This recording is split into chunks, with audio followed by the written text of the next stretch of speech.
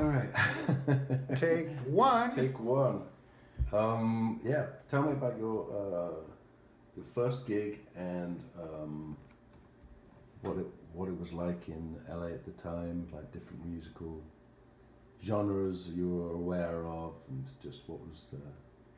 Well, I'll give you my history with music first, and where that goes, who knows? It's a pretty feeble mind that we're working with here, but in 1958, that was the big year. I had a radio, and I had all the stations marked for all the popular rock and roll music. That was the time when Presley just went from more rockabilly country and just hit the limelight in 57, and then 58 it was just wall to wall, lots of music, lots of groups, and it was very exciting. I feel so lucky to live in that time. The music stations, they were all AM, there was no FM, so it was a little bit censored, but there were some crazy disc jockeys. I was going to ask you about the Oh personalities. yeah, oh yeah. We had Emperor Hudson on KFWB Channel 98 Color Radio, Channel 98 Color Radio. Okay, peasants, get off the freeway. The Emperor is going home. So a lot of the personalities that went on to do TV programs and such got their start just doing radio. And of course on the East Coast there was they had already got into Murray the K, and they had their own version. It wasn't that homogenous, the whole country. But the time we got together to see the East Coast and compare it with what we had was on Sunday afternoon, I believe it was, American Bandstand. Okay. So that was the beauty of American Bandstand. I think the West Coast learned how to do the stroll watching American Bandstand. Was that an East Coast thing? Well, that's what I looked at it as. I thought, I didn't see anybody doing the stroll around here. But they certainly did it all the time on that show. So, What kind of dances were particularly West Coast did you see people doing? well, later on, there was some crazy stuff going on. Watusi and the there was just lots of the mashed potato and that kind of stuff. But that came on more into the 60s. The original was kind of a shuffle off of bebop. Okay. And a lot of people were kind of new to dancing, getting a rhythm and having steps that they could maneuver, and it was kind of exciting in a way. But yeah, it was pretty crazy times. Some of the dance places, I was too young to go, but Art LeBeau, Oh yeah. El Monte Legion Stadium. Were there big events like that? Big dance and show, no jeans or capris, please. Be there or be square. Yeah. So that was his. Was that his phrase? His line, yeah. That's where it came from? Be there or be square. Well, I don't know, but that's what he'd say on his radio advertisements. That was it. That was back in 58, 59.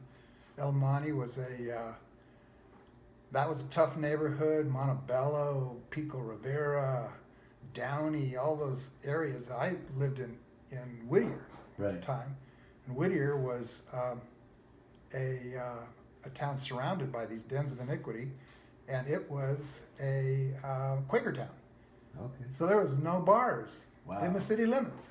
Wow. It's And changed. of course, no wild music, no wild dancing. Yeah. So there was a big bias against that, but we all had radio, and later on it was XCRB in Chula Vista, California. And Nice. we used to listen to Wolfman Jack. Wolfman Jack, right on. Yeah. Oh, were there, I know you were, grew up amongst like car culture and surf culture as well. Oh yeah. were there any forms of music that were kind of looked down upon as just like that? Well, the groups would look down at the other and think, well, that's not cool. So the Greasers, they wouldn't. They would be anti-surf music, and the surfers would, have their thing. They didn't like Greasers, and Hodads were wannabe surfers that never surfed. My first experience with surf music was the Beach Boys. Right. In 1962, I went to Santa Monica Surf Fair, and here we'd won a contest on the radio. My neighbor, we were going down to pick up the board, so we were all excited about that. But over in the next auditorium is a new group that sings surf music, the Beach Boys. And we thought to ourselves, yeah, we heard about these guys. None of them surf. Well, let's go see what it sounds like. So we went in there, and there was folding chairs, about 3 rows of folding chairs. We just sat right up front. And I can't even remember the music, but it was not too much longer before they had it together, and it's lasted a long time. Yeah. So, And that was and you would be getting into music about 58 or 58 I started pretty much. And what age were you then? I would have been 10. Okay, yes, about when I got into music. Yeah, that's the age we started. Yeah. Rebel. Yeah, you want something of your own, Yeah. Yeah. I remember going to the movies to see Elvis Presley, because Elvis Presley was big on the screen, and Jailhouse Rock. Wow.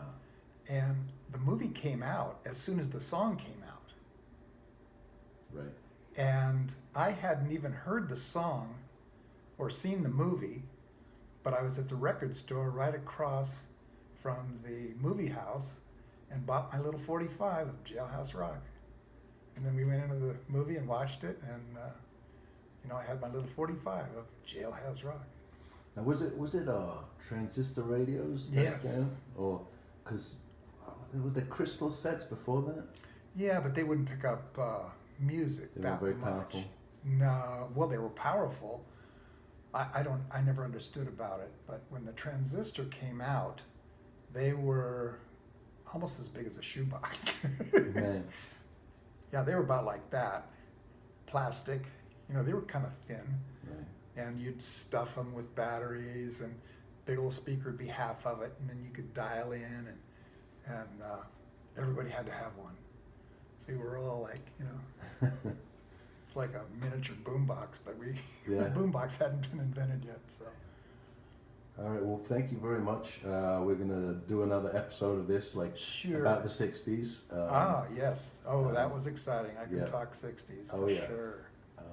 So yeah. Thank Okay. you. Thank you very much. Thank you very much.